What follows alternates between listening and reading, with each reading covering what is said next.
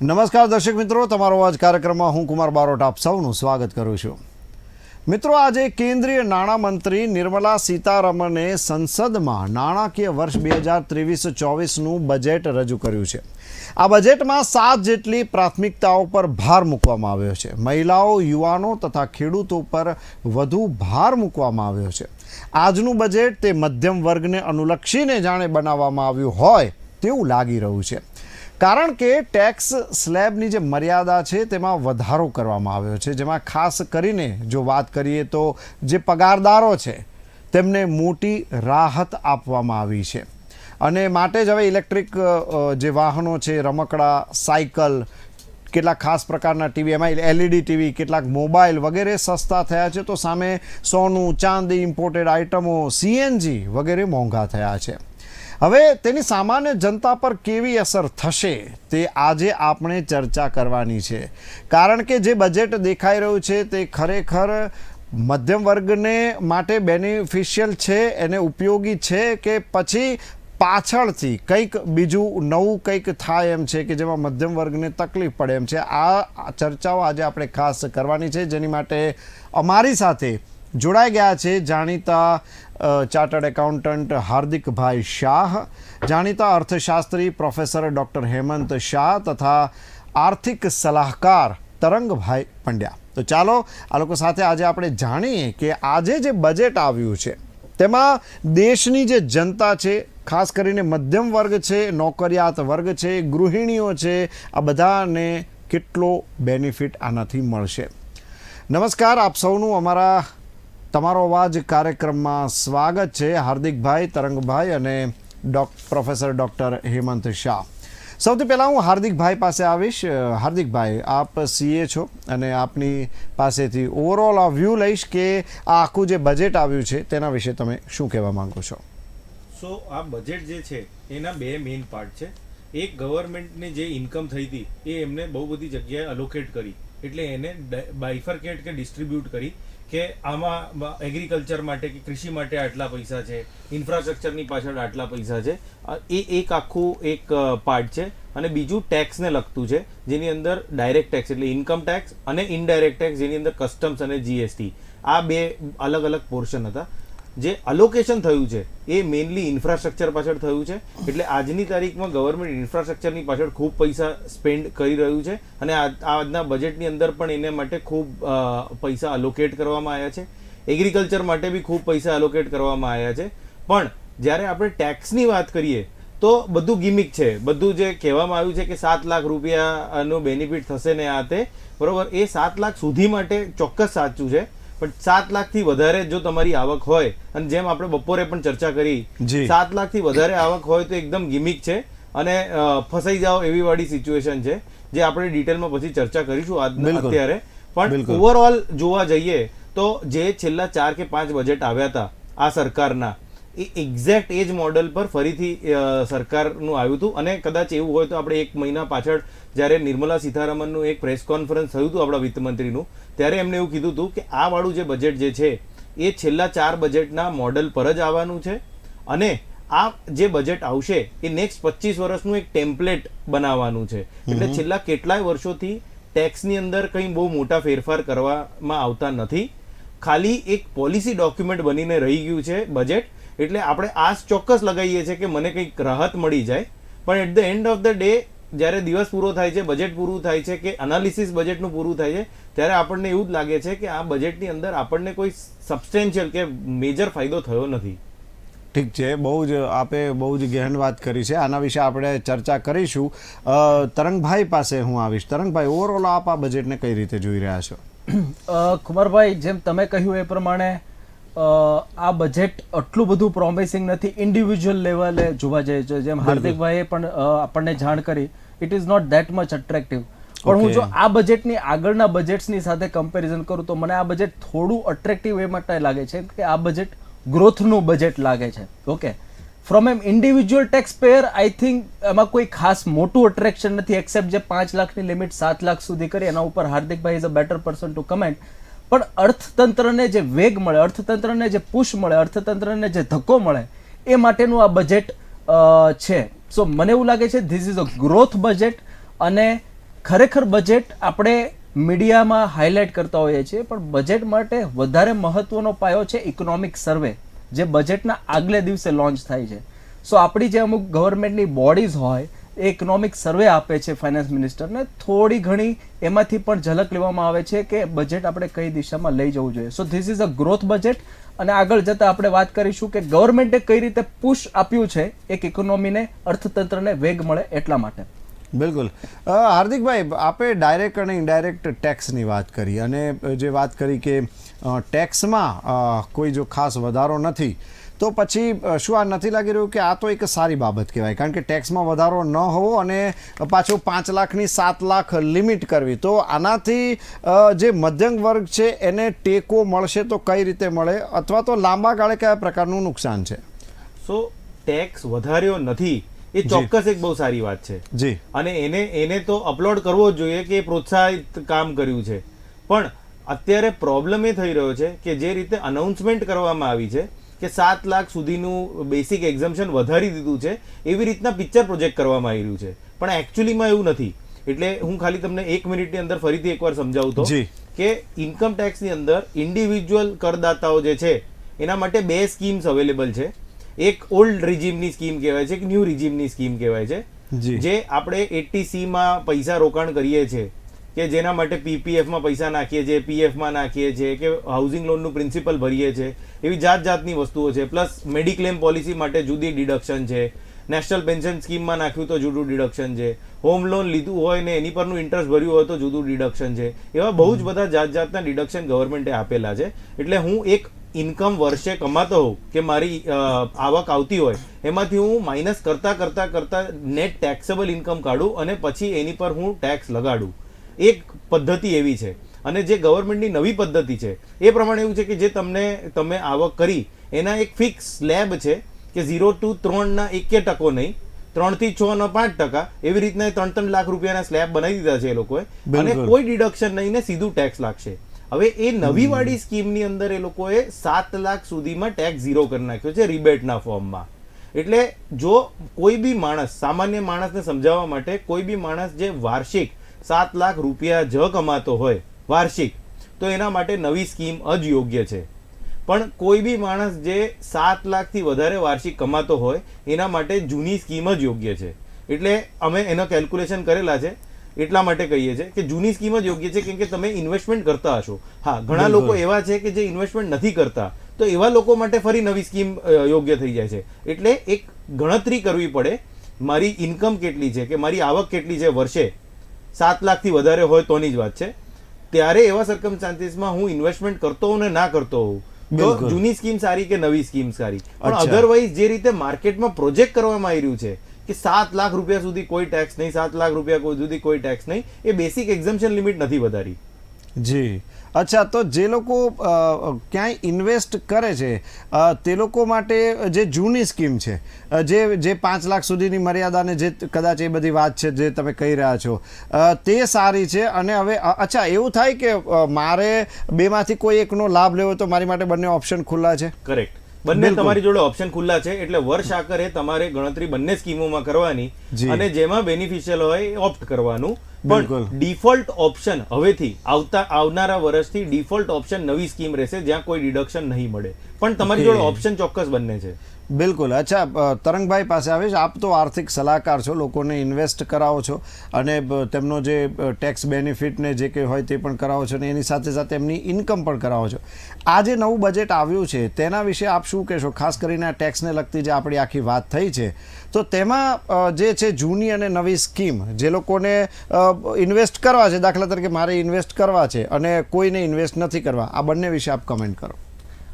જી, જેમ હાર્દિકભાઈએ કીધું એ પ્રમાણે it is very much convincing કે જે વ્યક્તિ માની લો 7 લાખ સુધીની રકમ કમાય છે અને એની પાસે જગ્યા નથી કે એટીસી એટલે કે ઇન્સ્યોરન્સ, પીપીએફ, મ્યુચ્યુઅલ ફંડ્સની ટેક્સ સેવિંગ સ્કીમ્સ, એમાં જે લોકો કરવા નથી કરી શકતા, એવી જગ્યા નથી રહેતી, એ લોકો માટે ડેફિનેટલી નવી સ્કીમ વધારે ફાયદાકારક છે.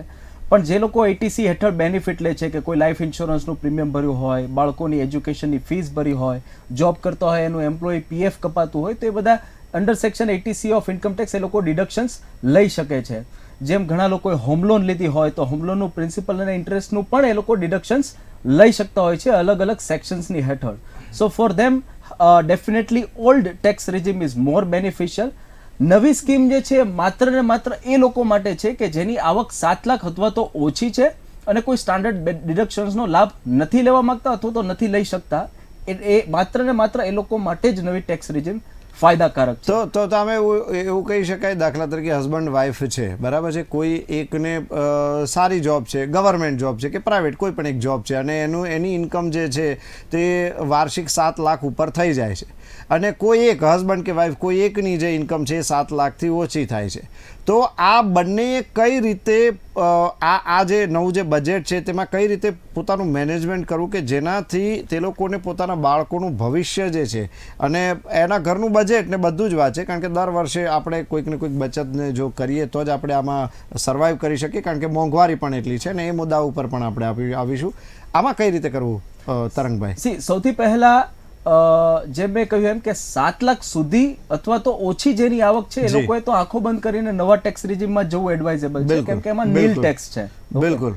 પણ જે વ્યક્તિની આવક 7 લાખ થી ઉપર જાય છે જી, એ લોકો માટે કેલ્ક્યુલેટર્સ હોય છે જે જનરલી ચાર્ટર્ડ એકાઉન્ટન્ટ્સ એમાં વધારે પ્રોફેશનલી એડવાઇસ કરી શકતા હોય છે કે તમારી આવક પ્રમાણે તમારી ટેક્સની લાયબિલિટી નવા ટેક્સ રિજીમમાં કેટલી થાય છે અને જૂના ટેક્સ રિજીમમાં કેટલી થાય છે.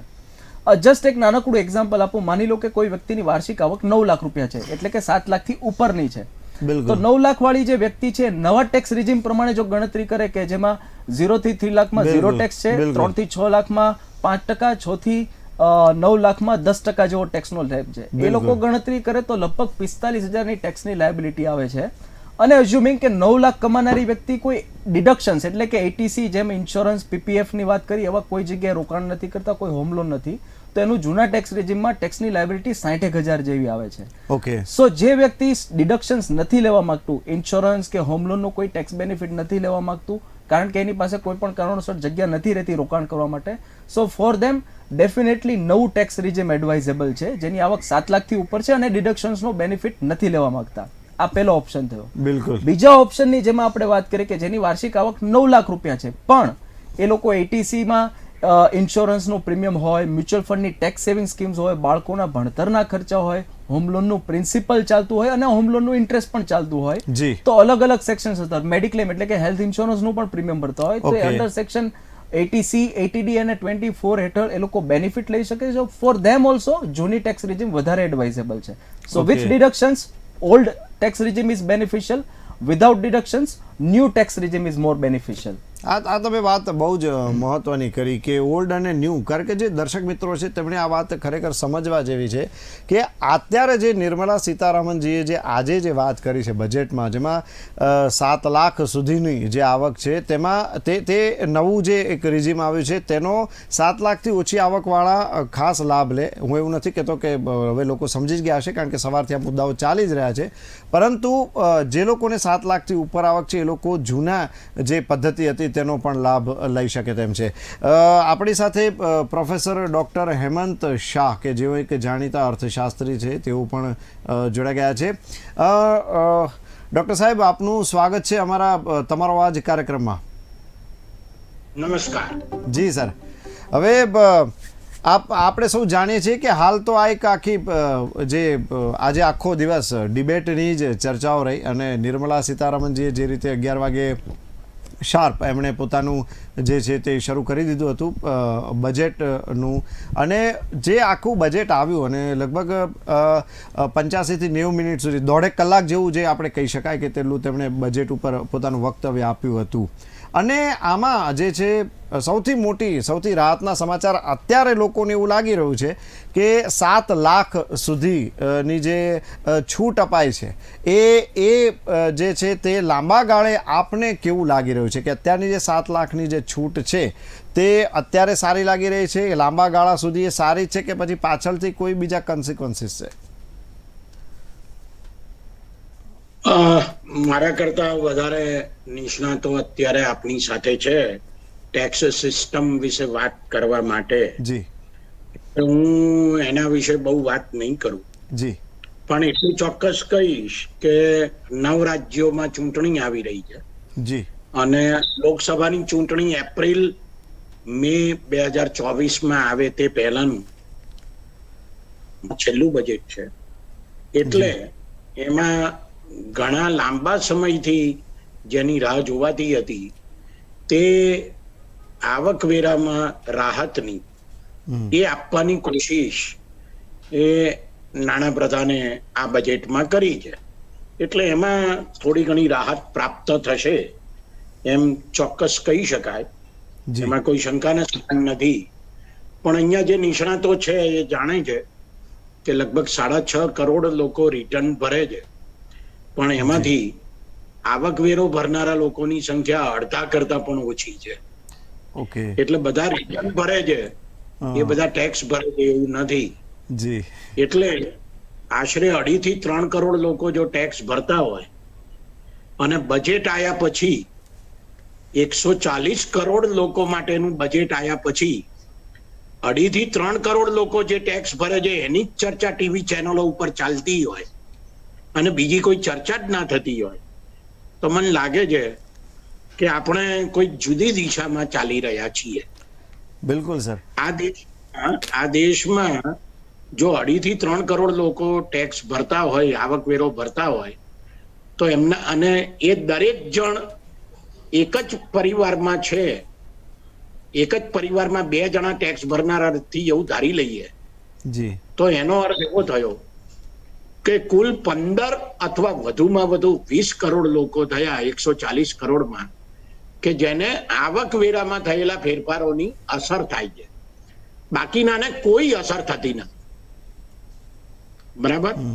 એટલે જેને જે 100 કરોડ 120 કરોડને અસર થાય છે ને એની ચિંતા મને લાગે છે કે વધારે કરવી જોઈએ.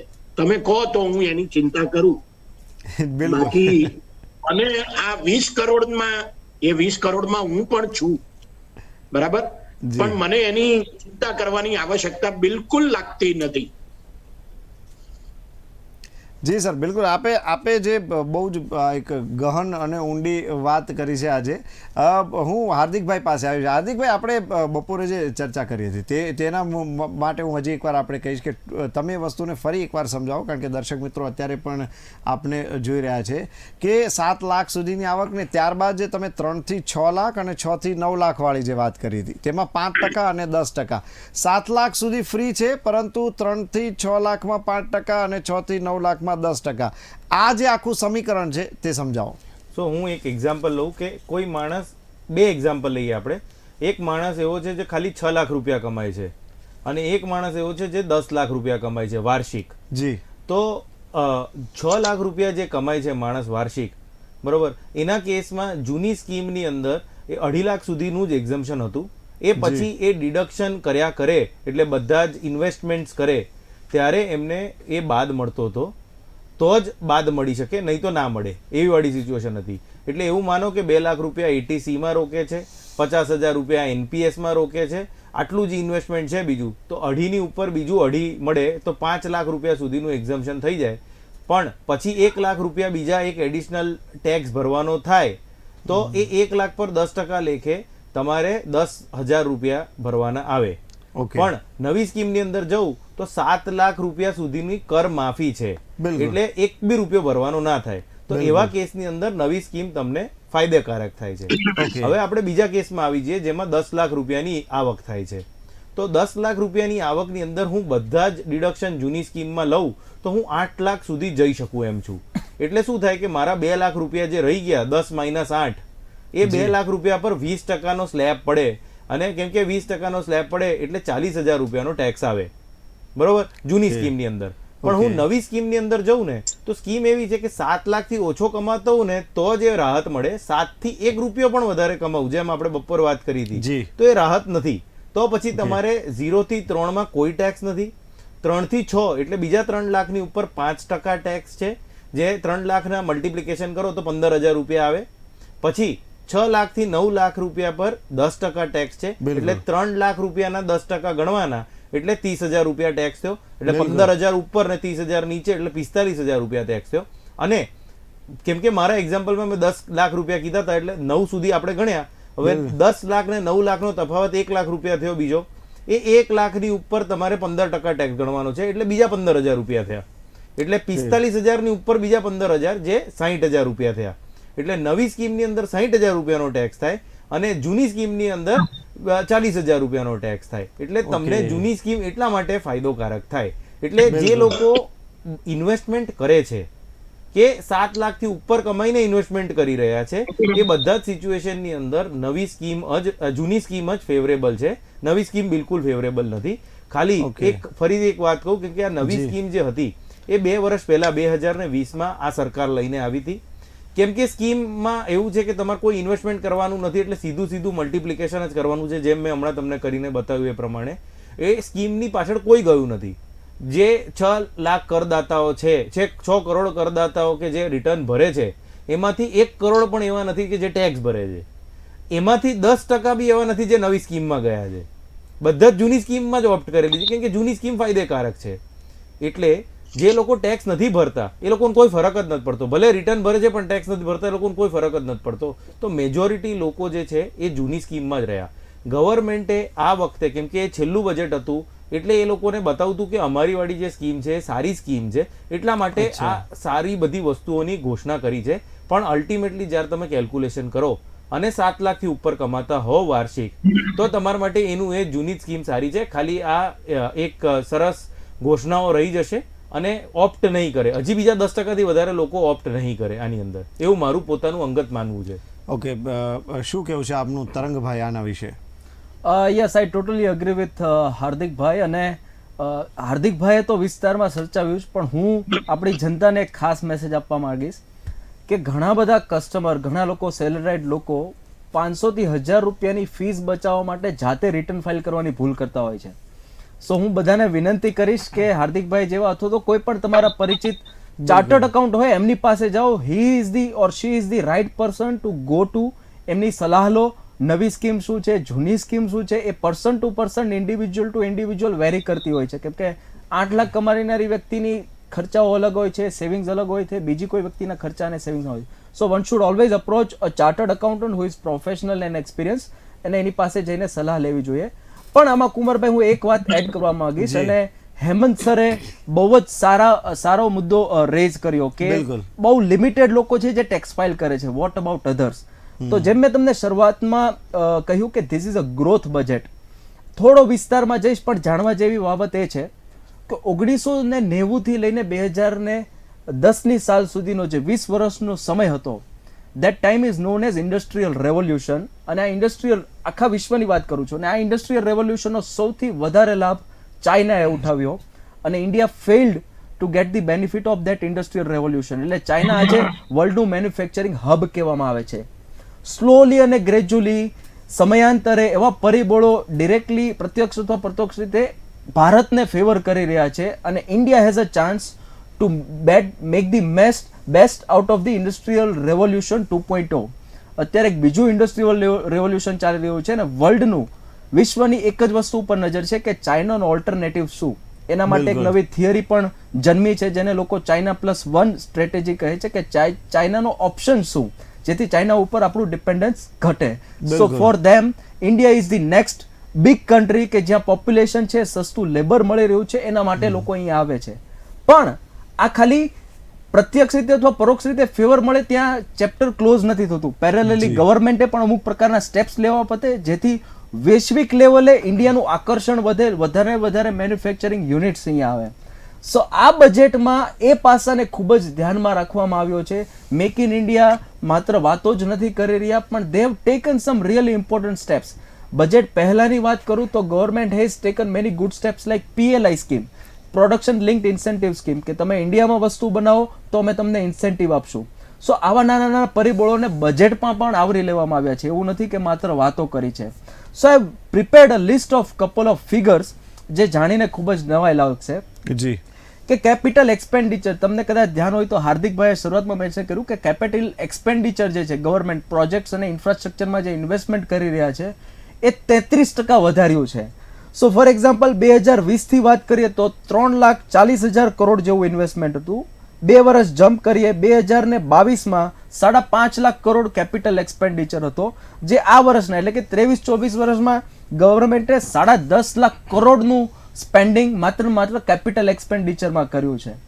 તો કેપિટલ એક્સપેન્ડર છે શું? ઇન્ફ્રાસ્ટ્રક્ચરમાં જે ગવર્મેન્ટ ઇન્વેસ્ટ કરે છે શું કામ ઇન્વેસ્ટ કરે છે? જેથી અલગ અલગ સિટીઝની કનેક્ટિવિટી ઇમ્પ્રૂવ થાય. બિલકુલ. ટૂંકમાં એક નાનકડું એક્ઝામ્પલ આપીશ કે આખા ગુજરાતમાં અમદાવાદ સૌથી મોટું શહેર શું કામ છે? કેમ કે અમદાવાદની કનેક્ટિવિટી સારી છે compare to other cities of Gujarat. અમદાવાદથી તમને રાજસ્થાન બી નજીક પડે છે, આ બાજુથી બરોડા અને સુરતથી તમે મુંબઈ મહારાષ્ટ્ર બી કનેક્ટ કરી શકો છો, આગળથી તમે સૌરાષ્ટ્ર પાસે પણ કનેક્ટ. સો કનેક્ટિવિટી જ્યાં સારી હશે ત્યાં ડેવલપમેન્ટ થશે. તો ઇન્ફ્રાસ્ટ્રક્ચર અત્યારે સરખેજથી ગાંધીનગર જવું હોય તો પહેલા 1 કલાક થતો હતો, ત્યારે 7 થી 8 ઓવરબ્રિજની મદદથી આપણે 15 થી 20 મિનિટમાં ગાંધીનગર પહોંચીએ છીએ.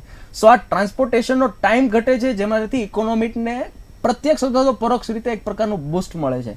તો ગવર્મેન્ટે રેલવેઝમાં પણ બહુ જ મોટું રોકાણ કર્યું છે, જે 77,000 કરોડથી 2,40,000 કરોડનું ઇન્વેસ્ટમેન્ટ કર્યું છે. So this is giving a boost to the economy. કારણ કે અર્થતંત્ર વધશે ને તો 120 કરોડ કે 135 કરોડની જનતાને બધાને ફાયદો થશે. બિલકુલ. માત્ર ટેક્સ રિજીમની વાત કરશું કે ડાયરેક્ટ ટેક્સમાં ઇન્કમ ટેક્સમાં શું સ્લેબ થયા છે, તો એ 6 થી 7 કરોડ લોકોને જ ફાયદો થશે, જે હેમંતભાઈએ બહુ જ સારો મુદ્દો રેઝ કર્યો છે. બિલકુલ, હું એની પર જ આવીશ. હાર્દિકભાઈ, જે હેમંતભાઈ આખો મુદ્દો રેઝ કર્યો છે કે ભરવાવાળા ખરેખર ઇન્કમ ટેક્સ ભરવાવાળા આટલા જ છે, જ્યારે બાકીના તો ખાલી રિટર્ન ફાઇલ કરે છે. આંકડો તો મારા કરતાં તમે વધારે જાણતા હશો. તમે આના વિશે શું કહેશો કે આનાથી જે ભવિષ્યમાં જે આખી ઇકોનોમીનો જે ગ્રોથ છે કે જે અત્યાર સુધી જે આટલા વર્ષોથી જે બધું ચાલતું આવ્યું છે એને લીધે થઈને કેટલો ફરક પડશે, પોઝિટિવ નેગેટિવ બંને? સો અત્યારે ગવર્મેન્ટનો એક જ ઉદ્દેશ્ય છે કે ટેક્સ ના વધારો, અને એના જ કારણે તમે જોશો તો છેલ્લા 5 વર્ષથી ગવર્મેન્ટે કોઈ ટેક્સ વધાર્યો નથી. પણ એ સાથે સાથે મેક્સિમમ લોકો, જે લોકોની જોડે કદાચ પાન કાર્ડ બી નથી કે રિટર્ન નથી ભરતા, એ લોકોને ઇન્કમ ટેક્સની અંદર કે એના રેન્જની અંદર આવરી લેવામાં આવે, એના માટેના પ્રયાસો ચાલે છે. એટલે એક બાજુ જીએસટીનો કાયદો છે, જ્યાં આગળ જે ધંધાના માટે સીધો એપ્લિકેબલ છે, પણ બીજી બાજુ ઇન્કમ ટેક્સનો કાયદો છે. આ બેની વચ્ચે કોઈ સમાગમ અત્યાર સુધી નહોતું. છેલ્લા વર્ષથી ગવર્મેન્ટે બેની સિસ્ટમો લિંક કરી દેવામાં આવી છે. એટલે એક બાજુ તમે જીએસટીની અંદર તમે એવું કહો કે મારે 10 કરોડનો ધંધો થાય છે, પણ બીજી બાજુ તમે ઇન્કમ ટેક્સમાં કહો કે ના મારે તો 1 રૂપિયાનો એક પ્રોફિટ નથી થયો કે મારે કશું નથી થયું, પણ હું રિટર્ન બી નથી ભરતો સાથે. એટલે એવા લોકોને સૌથી પહેલા ગવર્મેન્ટ પકડવા માંગે છે. એટલે બધી જે સિસ્ટમો છે, હવે ગવર્મેન્ટની જોડે ડેટા આવી ગયો છે. અને જેમ આપણે ઇન્ડસ્ટ્રીયલ રેવોલ્યુશનની વાત કરી, તો હવે નવું જે ઇન્ડસ્ટ્રીયલ રેવોલ્યુશન 4.0 જે છે, એની અંદર data is the new oil જ કહેવાય છે. એટલે હવે ડેટા જ સર્વોપરી છે. ગવર્મેન્ટે જીએસટીની અંદર ટ્રાન્ઝેક્શન સ્પેસિફિક ડિટેલ લેવાની ચાલુ કરી. એટલે હું કોને વેચું છું, કેટલા રૂપિયા વેચું છું, ક્યારે વેચું છું, એ બધી ડિટેલ ગવર્મેન્ટ પાસે છે.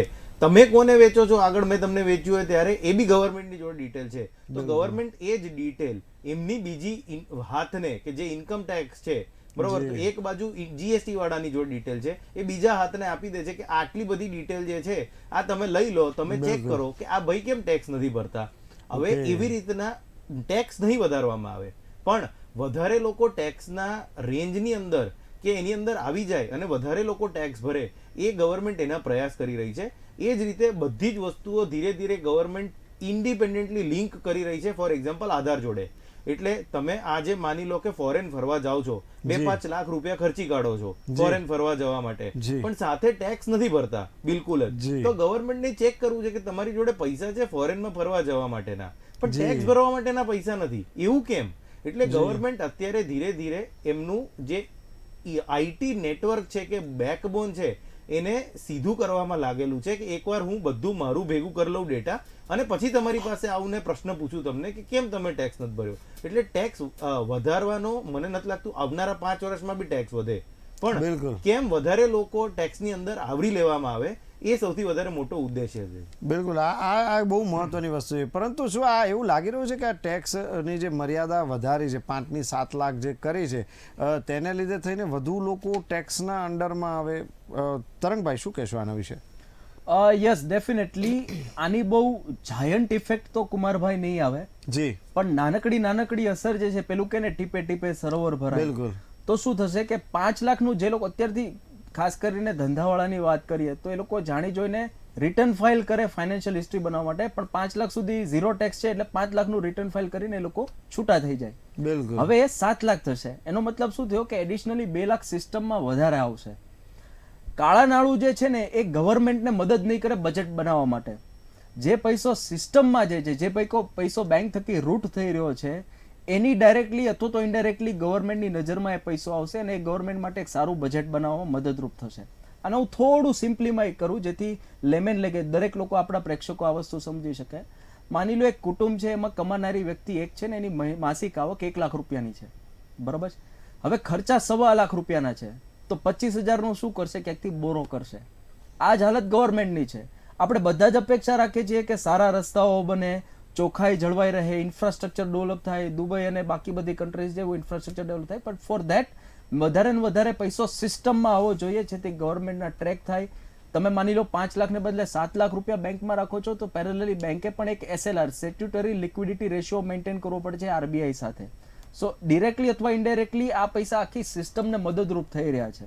એક નાનકડું એક્ઝામ્પલ આપીશ, થોડો 2 મિનિટનો વધારે સમય લઈને કુમારભાઈ, પણ આપણા પ્રેક્ષકો માટે આ બહુ ઇન્ટરેસ્ટિંગ એક કેસ બની રહેશે. એક કોન્સેપ્ટ છે અર્થશાસ્ત્રમાં વેલોસિટી ઓફ મની કરીને. 1 રૂપિયો જેટલો વધારે હાથમાં ભરે એટલું અર્થતંત્ર માટે વધારે સારું. એક નાનકડું ગામડું છે જેમાં એક ડોક્ટર છે, એક બાર્બર છે અને એક કિરાના સ્ટોર વાળો છે. બાર્બરને પેટમાં દુખે છે, ડોક્ટર પાસે જાય છે, 100 રૂપિયા આપે છે અને નિદાન લઈને ત્યાંથી આવે છે. ડોક્ટર પાસે 100 રૂપિયા આવ્યા, ડોક્ટરને ભૂખ લાગી, એક કિરાના સ્ટોરમાં ગયો, બ્રેડ લીધા, 100 રૂપિયા આપ્યા અને ડોક્ટરે એનું પેટ ભર્યું. કિરાના સ્ટોરને હેરસ્ટાઈલ કરાવી છે એટલે બાર્બર પાસે જાય છે, પાછા 100 રૂપિયા આપે છે અને એની સર્વિસીસ લઈને જતો રહે છે.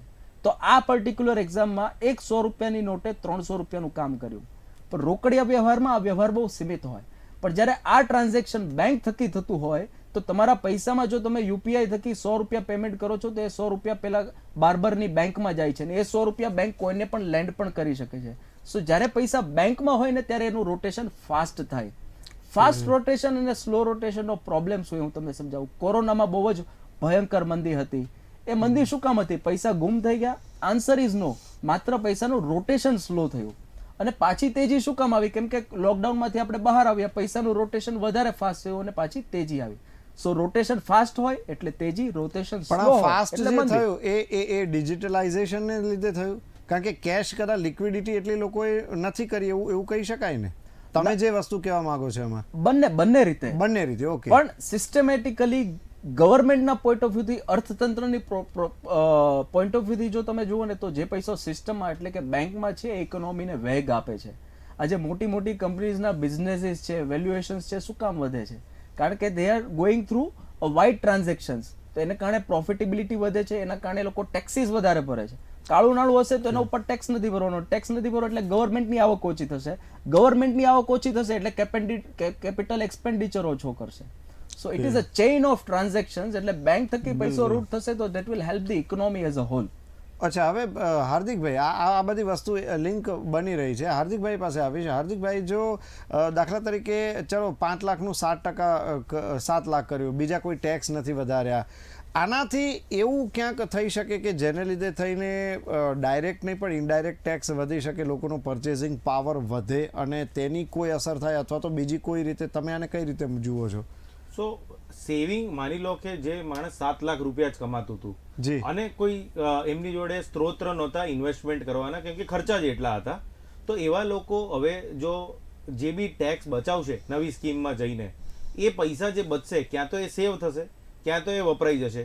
જો વપરાઈ જશે તો એ ક્યાં તો વસ્તુ ખરીદશે, ક્યાં સેવા લેશે. એટલે એ વસ્તુ એવી બી હોઈ શકે જેમ કે બ્રેડ, એઝ એન એક્ઝામ્પલ જે હમણાં તરંગભાઈએ કીધું હતું એ પ્રમાણે કે હું બ્રેડ લઈને મારું પેટ ભરીશ, ક્યાં હું બાર્બરના ત્યાં જઈને, હજામના ત્યાં જઈને વાળ કપાઈશ. તો કાં તો હું વસ્તુ લઈશ, ક્યાં તો હું સેવા લઈશ. બરોબર, આ બધી જ વસ્તુઓની અંદર ક્યાંક ને ક્યાંક ટેક્સ, ઇનડિરેક્ટ ટેક્સ, GST કે જે આપણે કહીએ એ ક્યાંક ને ક્યાંક લાગેલો છે. એટલે ગવર્મેન્ટ એક હાથે નહીં તો બીજા હાથે ક્યાંકથી તો લઈ જ લે છે. એટલે અત્યારે ઓવરઓલ ગવર્મેન્ટનું એ છે કે મેક્સિમમ લોકો ભલે ઇન્કમ ટેક્સ ભલે એકવાર ના ભરે પણ GST ની અંદર ક્યાંક ને ક્યાંક એ તો આવી જ જાય છે, કેમ કે તમારે વસ્તુ તો ખરીદવી જ પડશે. જીવવું હશે તો કંઈક ને કંઈક વસ્તુ ખરીદવી જ પડશે. ખાવા માટેની વસ્તુઓ કે કપડાં છે કે કંઈ બી બીજી વસ્તુઓ છે, ત્યાં ક્યાંક ને ક્યાંક GST લાગશે જ. એટલે છેવટે GST ની અંદર તો તમે કવર્ડ છો. એક રીતે તમે જુઓ તો હમણાં જ કાલે GST ના આંકડા આવ્યા કે જાન્યુઆરી મહિનાનું કલેક્શન 1,53,000 કરોડ આવ્યું, જે સેકન્ડ હાઈએસ્ટ છે આજ સુધીનું કલેક્શન 5 વર્ષનું જે છે. હવે એ કેવી રીતના થયું? કેમ કે હું વધારેમાં વધારે વસ્તુ, મારું કન્ઝમ્પશન વધ્યું. એક લોજિક એ છે. બીજું એક લોજિક એ છે કે ભાઈ ફુગાવો દો, 100 રૂપિયાના બદલે 200 રૂપિયા એ જ આઈટમના થઈ ગયો તો 200 રૂપિયા પર એ પ્રમાણે ટેક્સ લાગ્યું 100ના બદલે. એટલે બેસિકલી ગવર્મેન્ટનું કલેક્શન વધી રહ્યું છે, પણ મહત્વની વાત એ છે કે ગવર્મેન્ટે જે એસ્ટિમેટ કર્યું હતું ને કે મને 100 મળવાના છે, એની સામે 110 મળી રહ્યા છે આજની તારીખે. પણ હાર્દિકભાઈ આજે તમે જે વાત કરી આ બહુ સારી, પણ આનાથી શું જે 5 થી 7 લાખ કરી, એક સાદી ભાષામાં જ હું એ વસ્તુને સમજાવવા માટે દર્શકોને તમને હું પૂછી રહ્યો છું કે જે વસ્તુ જે 2 લાખ વધ્યા છે એનાથી લોકોની ખરીદ શક્તિ વધશે ખરી, એ લોકોની બચત થશે અને એનાથી પાછો ટેક્સ ઇનડાયરેક્ટલી ગવર્મેન્ટને મળી જશે ને એ પાછો રોટેટ થશે ને વિકાસના કામોમાં કામ આવશે, આ રીતની કોઈ ખરું? તો હું તમને એક સિમ્પલ એક્ઝામ્પલ બિલકુલ કે માની લો કે મારા 20,000 રૂપિયા બચી ગયા આ સિચ્યુએશનની અંદર ટેક્સ ના ભરવાના કારણે, કેમ કે હું 7 લાખ રૂપિયા જ કમાતો હતો, પહેલા 20,000 રૂપિયા ભરવા પડતા હતા, હવે બચી ગયા.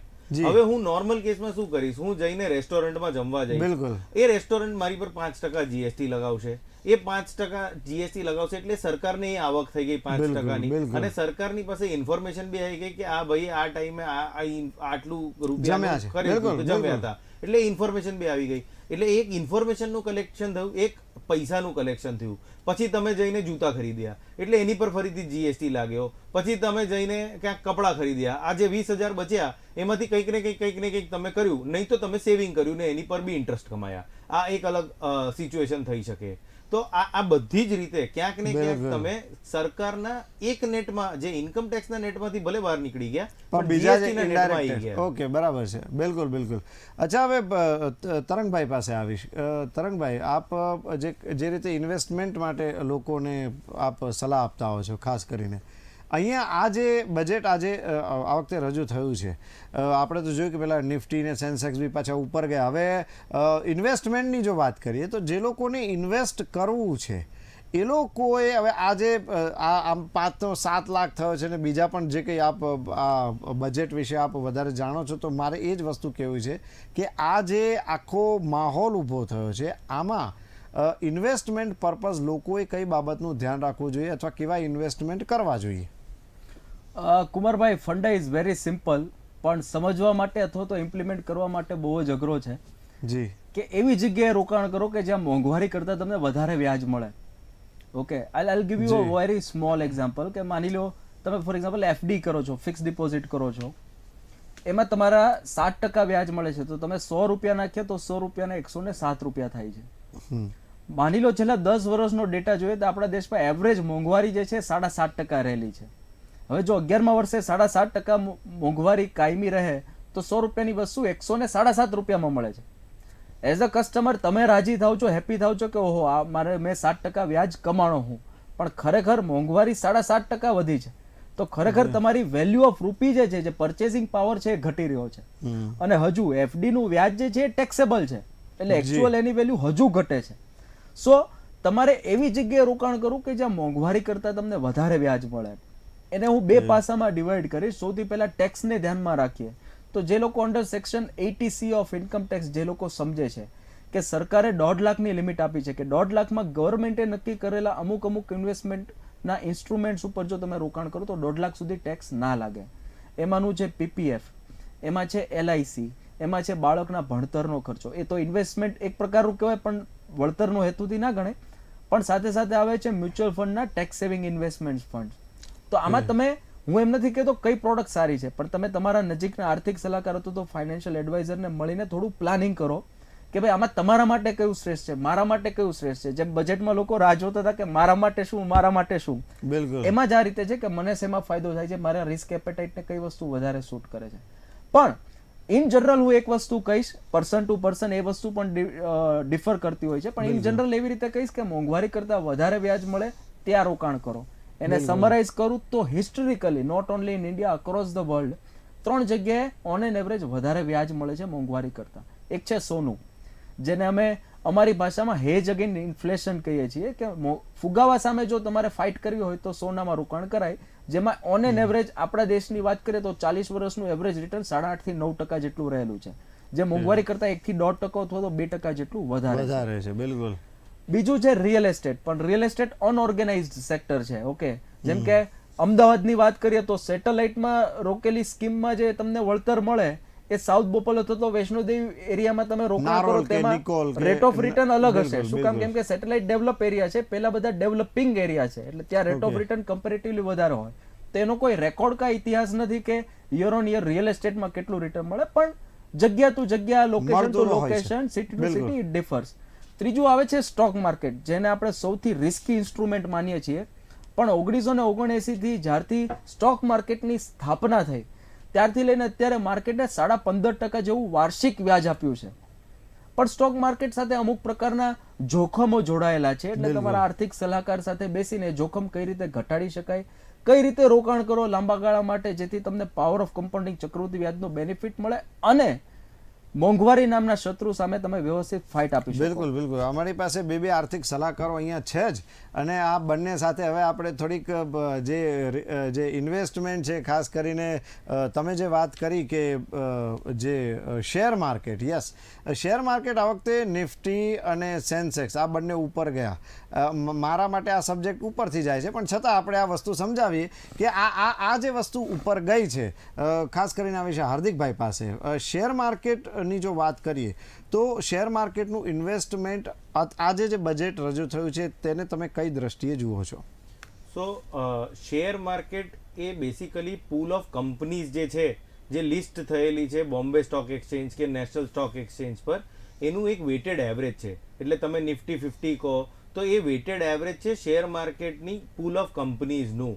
આ વેટેડ એવરેજ એટલે શું? વેટેડ એવરેજ એટલે એ લોકોનું કેટલું એની અંદર જે વેટ પડે છે. ફોર એક્ઝામ્પલ, એક પર્ટિક્યુલર શેરનો ભાવ મારે 100 રૂપિયા નાખવો હોય તો નિફ્ટીનો જે તમે એવું કહો કે નિફ્ટી આજે 19,000 પોઈન્ટ હતો એઝ એન એક્ઝામ્પલ, તો એ 19,000 કેવી રીતના લઈને આવ્યો? એ 19,000 એટલા માટે લઈ આવ્યો કે ટોપ 50 કંપનીઓ જે છે એ ટોપ 50 કંપનીઓ મારે આટલા પૈસા રોકવા હોય તો હું કેવી રીતના એને સ્પ્લિટ કરું, એવી રીતના એક આખું એક એની ગણિત છે, એના બેસિસ પર આ ગણવામાં આવે છે. હવે શેર માર્કેટ ઉપર જાય કે નીચે જાય એ કેવી રીતના નક્કી થાય કે ભાઈ રિલાયન્સનો ભાવ વધે છે કે HDFC નો ભાવ ઘટે છે? કેમ કે એ લોકોના સૌથી વધારે વેટેજ છે એની અંદર. તો રિલાયન્સ બહુ વધે ફોર એક્ઝામ્પલ કે HDFC બહુ વધે તો તમને એવું લાગે કે નિફ્ટી બી બહુ વધ્યો છે, પણ એવું હોઈ શકે કે બાકી બધા શેરનો ભાવ નીચે ગયો છે. એટલે કહેવાનું તાત્પર્ય છે કે શેર માર્કેટ જે છે કંપની સ્પેસિફિક ચાલે છે. એટલે આજે એક એક્ઝામ્પલ પ્રમાણે આઈટીસી ના શેરનો ભાવ બહુ નીચે હતો. એનું શું કારણ હતું? કેમ કે સરકારે આજે બજેટની સાથે એક એક્સાઇઝ ડ્યુટી લગાડી દીધી સિગરેટની ઉપર 16% નવી NCCD ના ફોર્મમાં. કેમ કે 16% નવી ડ્યુટી લગાડી એટલે એવી કંપનીઓ જે સિગરેટ બનાવી રહી છે એને હવે કેમ કે એના પ્રોડક્ટ મોંઘા થઈ જશે, તો જે 100 માં મળતો તો હવે 116 માં મળશે. કેમ કે પ્રોડક્ટ મોંઘો થઈ જશે એટલે માણસ વિચારશે કે કોઈ બીજો ઓલ્ટરનેટિવ છે કે નથી, કે ખરીદવું જોઈએ કે ના ખરીદવું જોઈએ, બરોબર? એટલે એવા સર્કમસ્ટાન્સીસની અંદર એ કંપનીનો સેલ્સ કે જે એ વેચાણ કરે છે એ કદાચ ઘટી શકે. એટલે એના માટે કંપનીનો શેર પ્રાઇસ ડાઉન હતો. પણ કોઈ જગ્યાએ ગવર્મેન્ટે એવું કીધું છે ફોર એક્ઝામ્પલ કે customs duty raw material of ટોયઝમાં ઘટવાની છે, કે આર્ટિફિશિયલ ડાયમંડ જે બને છે એના માટે જે કેપિટલ ગુડ્સની મશીનરી લાગે છે એના માટેના જે રો મટીરિયલ લે છે એની કસ્ટમ્સ ડ્યુટી ઘટવાની છે. હવે એવી કોઈ મશીનરી સપ્લાયર જે હોય કે રો મટીરિયલ ઇમ્પોર્ટર જે હોય એવી કંપનીઓ જે છે જે આ કામમાં છે એ લોકોને ચોક્કસ ફાયદો થશે કેમ કે એમની કોસ્ટ ઘટવાની છે. એટલે શેર બજાર જે છે એ કંપની સ્પેસિફિક ચાલે. ઇન્ડેક્સ, તમે ઇન્ડેક્સ ફંડ્સ બી હોય છે જ્યાં આગળ તમારે કોઈ બુદ્ધિ નથી લગાડવાની અને સીધું જે એ લોકો એક સ્પ્લિટ આપેલો છે કે એ લોકો એક વેટ આપેલું છે એની અંદર એ ઓટોમેટિક એડજસ્ટ થઈ જાય. અને એ જ 15% જે આમ તરંગભાઈએ કીધું એ પ્રમાણે 15%નું રિટર્ન ઇન્ડેક્સ ફંડ્સ આપે છે. ઇન્ડિવિજ્યુઅલ શેર્સ કદાચ વધારે બી આપી શકે, કદાચ ઓછું બી આપી શકે. એવા ઇન્સ્ટન્સીસ બી છે કે જે શેરનો ભાવ 1000 રૂપિયા હતો એ 0 બી થઈ ગયો, અને એવા ઇન્સ્ટન્સીસ બી છે કે જે શેરનો ભાવ 0 હતો એ 1000 બી થઈ ગયો. બરોબર? એટલે એના અંદર એક ઇનહેરન્ટ રિસ્ક છે. એ ઇનહેરન્ટ રિસ્ક એક જેમ તરંગભાઈએ કીધું એ પ્રમાણે આર્થિક સલાહકાર કે ચાર્ટર્ડ એકાઉન્ટન્ટ કે જે બી એને પૂછીને કરવું. મને હજી એક થાય છે, હું તરંગભાઈ પાસેથી હું આ જ જવાબ માંગીશ, પાછો શેર માર્કેટની જ ચર્ચા કરીએ, પણ હાર્દિકભાઈ મને વચ્ચે એક પ્રશ્ન થાય છે કે એ એક વસ્તુ એ કે આ કદાચ આ જે 5 ના 7 લાખ કર્યા તેને લીધે થઈને લોકોનો પર્ચેસિંગ પાવર વધે એટલે કદાચ મોંઘું ખરીદવા પણ લોકો સક્ષમ બને, એ કદાચ એક સરકારનો હેતુ હોઈ શકે, બરાબર? અને બીજી વસ્તુ એ કે ભવિષ્યમાં એવું કોઈ પોસિબિલિટી કરી કે 7 લાખના ફરી કદાચ સરકારને 5 લાખ કરવા પડે? આઈ જસ્ટ જનરલી આજ સુધીના ટ્રેન્ડમાં સરકાર ઉપર જ જાય છે બેસિક એક્ઝમ્પશન સ્લેબ લઈને, નીચે પાછી કોઈ દિવસ આવી નથી. એટલે આટલા વર્ષોના ઇતિહાસમાં અને પણ કઈ કન્ડિશનમાં આવું થઈ શકે એમ? આ જસ્ટ વાત હતી કે આવું કોઈ પોસિબિલિટી જોવા મળે ખરી? થિયોરેટિકલી હા પોસિબિલિટી ખરી કે ગવર્મેન્ટ એવું કરે, પણ આજ સુધી આવું થયું નથી. એટલે જનરલી ઉપર જ જાય, ગવર્મેન્ટ નીચે ના જાય, કેમ કે આ સીધું પોલિટિકલી કનેક્ટેડ છે. એટલે એકવાર હું માની લો 7 લાખના 5 લાખ કરી કાઢું અને પછી ચૂંટણીમાં હું જાઉં અને લોકોની સામે કહું કે મને ચૂંટણીમાં તમે વોટ આપો, તો એવું કહે કે યાર તો મારી જોડથી ટેક્સ વધારે લીધો, તને કેમ વોટ આપવું? એટલે એ સીધું ચૂંટણીની જોડે ને પોલિટિકલી કનેક્ટેડ છે. એટલે બહુ મોટી અસર છે એની. એટલે જનરલી જ્યારે સ્લેબ વધારવાની વાત આવે કે ટેક્સ ઓછો કલેક્ટ કરવાની વાત આવે, ત્યારે બહુ વધારે પડતું વિચારીને જ સરકાર આવું કરતી હોય. બિલકુલ. એટલે કદાચ 10 લાખ થઈ શકે પણ ફરી 5 લાખ થઈ ન શકે. તરંગભાઈ, પાછી ઇન્વેસ્ટમેન્ટની આપણે વાત કરીએ. અત્યારે જે આખો માહોલ ઊભો થયો છે, હવે આ જે નિફ્ટી અને સેન્સેક્સની જ આપણે ચર્ચા કરીએ, હવે લોકોનું ઇન્વેસ્ટમેન્ટ કયા પ્રકારનું રહેવું જોઈએ? Yeah, that is a good question. પણ જે આગળ મેં જવાબ આપ્યો એના ફરતે જ આનો જવાબ થોડા ઘણા અંશે રહેશે કે મોંઘવારી કરતાં તમને વધારે વ્યાજ મળે એવી જગ્યાએ તમે રોકાણ કરો. ઓકે, પણ યસ, આઈ રિપીટ, અને ઇટ ઇઝ અ ડિસ્ક્લેમર કે પર્સન ટુ પર્સન દરેક વ્યક્તિનો રિસ્ક એપેટાઇટ અલગ હોય છે. ઓકે, સો કઈ પ્રોડક્ટ બધા માટે શ્રેષ્ઠ છે એવું કશું નથી. It differs from person to person. જે વ્યક્તિનો રિસ્ક એપેટાઇટ ઓછો છે એ લોકોએ એફડી, પીપીએફ, એલઆઈસી એવા બધા ઇન્સ્ટ્રુમેન્ટ્સમાં રોકાણ કરવું જોઈએ, બોન્ડ્સમાં રોકાણ કરવું જોઈએ. પણ જે લોકો પાસે વધારે સમય છે અને રિસ્ક એપેટાઇટ સારો છે એ લોકોએ ગોલ્ડ, રિયલ એસ્ટેટ અને સ્ટોક માર્કેટ અથવા તો મ્યુચ્યુઅલ ફંડ, જે સ્ટોક માર્કેટના જોખમને ઘટાડે છે, મ્યુચ્યુઅલ ફંડ તરફ એ લોકોએ જોવું જોઈએ. અને જેમ તમે કહ્યું એમાં I would like to throw some more lights કે how budget affects the stock market. હવે આજનું માર્કેટ શરૂઆતમાં ઉછળ્યું હતું, પછી જ્યારે 3:30 વાગે માર્કેટ બંધ થયું એ ઓલમોસ્ટ ફ્લેટ હતું. ઓકે, પણ પોઝિટિવ વસ્તુ એ હતી કે market has welcome the budget with open arms. પણ due to some issues going on with Adani and other companies, એને કારણે માર્કેટ પાછું થોડું નીચે ધકેલાયું છે. પણ લાંબા ગાળાના વ્યૂને ધ્યાનમાં રાખીએ તો બજાર ત્યારે જ ઉપર જશે કુમારભાઈ કે જ્યારે ધંધાઓ ધમધમતા હોય આપણા દેશમાં. સ્ટોક માર્કેટ જેમ હાર્દિકભાઈ કીધું એ શું છે, એ 30 અથવા તો 50 કંપનીઓની એવરેજ છે. પણ ભારતના સ્ટોક માર્કેટમાં 7200 જેટલી લિસ્ટેડ કંપનીઓ છે. એ 7200 કંપનીઓ વધારે કમાશે તો અલ્ટિમેટલી ઇન્ડેક્સ અને નિફ્ટી થોડો ઘણો વધારે આવશે, અને વધારે આવશે તો આપણને બધાને એનો ફાયદો થશે. Coming back to your previous question કે આનાથી બજેટને કારણે પરચેસિંગ પાવર વધશે કે નહીં, મારો આન્સર મહદ અંશે ના છે.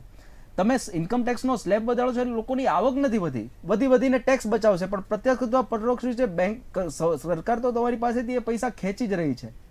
પરચેસિંગ પાવર ત્યારે વધે જ્યારે દેશમાં તકો વધે, ઓપોર્ચ્યુનિટીઝ વધે. ઓપોર્ચ્યુનિટીઝ ત્યારે વધે જ્યારે બિઝનેસીસ પ્રોસ્પર થાય. બિઝનેસીસ ત્યારે પ્રોસ્પર થાય જ્યારે આર્થિક નીતિ અને આજુબાજુના પરિબળો દેશને ફેવર કરતા હોય, ત્યારે દેશ પ્રોસ્પરસ થાય. ઇન્ડિયા ક્યારે પ્રોસ્પર થશે, આર્થિક રીતે પ્રગતિ કરશે કે નહીં, એના મેઇનલી બે પાસા છે.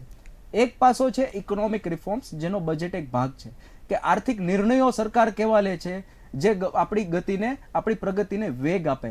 તો ગવર્મેન્ટે સારા ઇકોનોમિક રિફોર્મ્સ ઇન્ટ્રોડ્યુસ કર્યા, જેમ કે પીએલઆઈ સ્કીમ આપી. આમાં પણ કસ્ટમ્સ, જેમ ટોયસ ઉપર, રો મટીરિયલ ઉપર કસ્ટમ ડ્યુટી ઘટાડી, એવી રીતે અગત્યનો ડેટા એ પણ છે કે ઇન્ડિયાને હવે મોબાઈલ મેન્યુફેક્ચરિંગમાં પણ ગ્લોબલ હબ બનવું છે. તો 2014 ને 15 ની વાત કરીએ તો ઇન્ડિયાએ માત્ર 5 કરોડ જેટલા મોબાઈલ યુનિટ્સ બનાવ્યા હતા, જે લાસ્ટ ફાઇનાન્શિયલ યરમાં 31 કરોડ હતા. અને હજુ પણ આને એક લેવલ ઉપર લઈ લેવું છે. એટલે ગવર્મેન્ટે મોબાઈલ માટેનું જે રો મટીરિયલ છે એના માટે પણ કસ્ટમ્સની ડ્યુટી ઘટાડી છે, જેથી મટીરિયલ જે આપણા દેશમાં નથી બની રહ્યા એવા પાર્ટ્સ આપણે ઇમ્પોર્ટ પણ કરી શકીએ, સસ્તા ભાવે પણ મોબાઈલ મળી શકે અને એનું પ્રોડક્શન મહદઅંશે અહીંયાથી થાય. સો એક એફર્ટ ગવર્મેન્ટને નાખવાનો છે ઇકોનોમિક રિફોર્મ્સ દ્વારા. બીજો છે આપણો ડેમોગ્રાફિક્સ. ડેમોગ્રાફિક્સ એટલે કે આપણા દેશમાં મેં જે પેલું ઉદાહરણ આપ્યું એક ગામડાનું જેમાં 3 વ્યક્તિ છે, પૈસાનું રોટેશન ફાસ્ટ ક્યારે થાય કે જ્યારે કમાનારી વ્યક્તિઓ વધારે હોય. We have got the youngest population in the world. આખા વિશ્વમાં સૌથી યંગ પોપ્યુલેશન આપણા દેશમાં છે. તમને જાણીને એ પણ નવાઈ લાગશે કે આવનારા 4 થી 5 વર્ષમાં સૌથી વધારે વર્કિંગ પોપ્યુલેશન પણ આખા વિશ્વમાં ઇન્ડિયા હશે. We will out perform China in that case also. તો જ્યાં વર્કિંગ પોપ્યુલેશન વધારે, કમાનારી વ્યક્તિઓ વધારે, એટલું પૈસાનું રોટેશન ફાસ્ટ થશે. જેટલું પૈસાનું રોટેશન ફાસ્ટ થશે એટલા બિઝનેસીસ ધમધમશે. બિઝનેસીસ ધમધમશે એટલે બધાને ફાયદો થશે ને બધાનો પરચેસિંગ પાવર વધશે ને વધશે. That goes without Okay. Saying. So I am very much optimistic about India economy. બિલકુલ, તમે જે વાત કરી હતી કે ચાઇના પછી જે બીજું ઓપ્શન બહુ જ સારો છે તો તે ઇન્ડિયા છે. હાર્દિકભાઈ, જો તમારી પાસે આવે તો મેક ઇન ઇન્ડિયાની જો આખી આપણે વાત કરીએ, આમ તો ઘણા બધા મુદ્દાઓ છે, હેલ્થ છે, એજ્યુકેશન છે, પણ અત્યારે આપણે મેક ઇન ઇન્ડિયાની જો વાત કરીએ, મેક ઇન ઇન્ડિયાથી આવનારા દિવસમાં જો એને વધારે એ મળે વેગ, આવનારા દિવસોમાં એનાથી કેટલો બેનિફિટ મળે? સો આ બેનિફિટ કરતાં પણ સૌથી મહત્વની વાત એ છે કે જેમ કોરોના આવ્યો કે જી. કોરોના કાળ આવ્યું અને ચાઇના સૌથી સ્ટાર્ટિંગમાં ઠપ થઈ ગયું.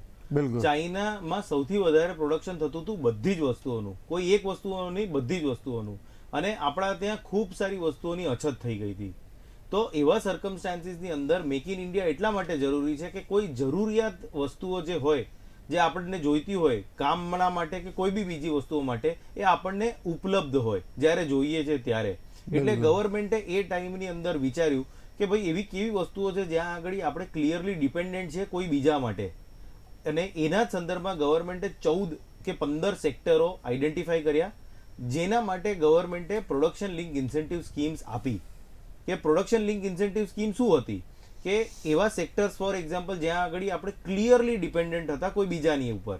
સો ફોર એક્ઝામ્પલ સોલર મોડ્યુલ, જે ઇન્ડિયામાં પ્રેક્ટિકલી 2 વર્ષ પહેલા તો બિલકુલ બનતા જ નહોતા, અહીંયા છેલ્લા 2 વર્ષમાં જ બનવાના ચાલુ થયા છે. ટેકનોલોજી હતી નહીં આપણી જોડે. પછી ટેક્સટાઇલમાં ટેકનિકલ ટેક્સટાઇલની પ્રોડક્ટ્સ છે, એ બધી એવી વસ્તુઓ છે જે ઇન્ડિયામાં નથી બનતી. મોબાઈલ ફોન્સ જે ઇન્ડિયામાં નહિવત બનતા હતા ને બનતા નહોતા, એકચ્યુઅલી અસેમ્બલ થતા હતા.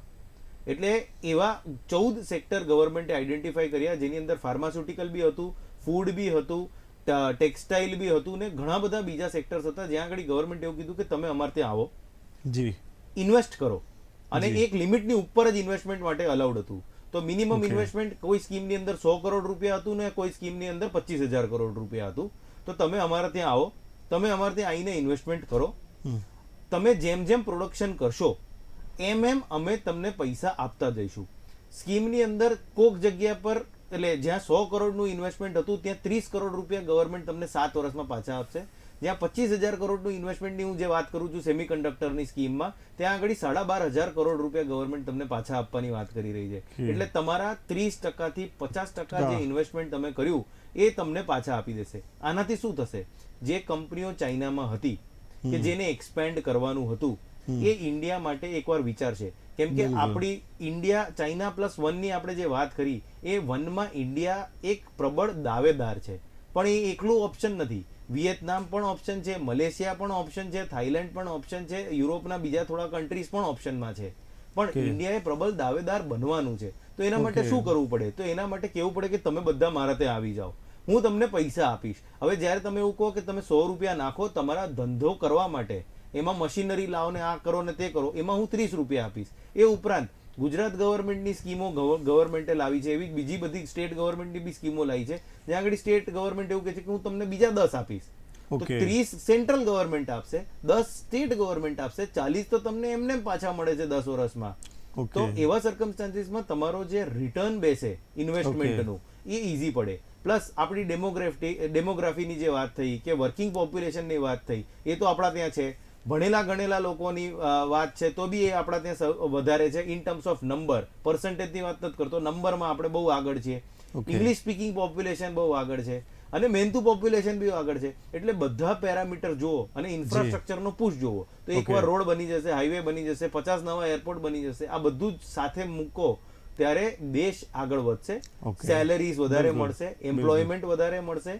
અને જેમ વેલોસિટી ઓફ મની વાળી આપણો જે એક્ઝામ્પલ હમણાં આપણે તરંગભાઈએ સમજાવ્યો આપણને, એ પ્રમાણે પૈસા સરકારમાં અહીંયા ફરશે, આપણે એક્સપોર્ટ કરીશું, ફોરેન એક્સચેન્જ રિઝર્વ્સ આવશે અને એ બધું ઓવરઓલ આખી ઇકોનોમીને સપોર્ટ કરશે. એટલે આપણે જે મેક ઇન ઇન્ડિયા કે આત્મનિર્ભરની જ્યારે વાત કરીએ છીએ ત્યારે આપણે ડિપેન્ડન્સ ઘટાડવાની વાત કરી છે, સાથે સાથે એમ્પ્લોયમેન્ટ ઓપોર્ચ્યુનિટી અને ઓવરઓલ ડેવલપમેન્ટ. કે આજે કોઈ એક ક્ષેત્રની અંદર કોઈ ઇન્ડસ્ટ્રી નથી તો ત્યાં કોઈ ડેવલપમેન્ટ નથી, રોડ નથી, કદાચ પાણી નથી, કદાચ ઇલેક્ટ્રિસિટી નથી, પણ ત્યાં કોઈ મોટી ઇન્ડસ્ટ્રી 1,000-2,000 કરોડનું ઇન્વેસ્ટમેન્ટ કરતી થઈ જાય તો ઓટોમેટિક રોડ આવી જાય. ઓટોમેટિક એનું ઇલેક્ટ્રિસિટીનું કનેક્શન થઈ જાય, પાણીનું કનેક્શન થઈ જાય, બાજુમાં સ્કૂલ બની જાય, હોસ્પિટલ બની જાય. આ એટલે ઓવરઓલ ડેવલપમેન્ટ માટે તો ઇન્વેસ્ટમેન્ટ બિલકુલ આપે જે કીધું એમાં તો હું બંને પાસે ખાલી હા કે નાનો જવાબ આવીશ. તો પછી જે અત્યારે જે ખાસ કરીને ઘટનાઓ ઘટી કે જેમાં પેપર ફૂટ્યું અને જે વિદ્યાર્થીઓ નિરાશ થયા, સરકારી નોકરી નહીં મળે,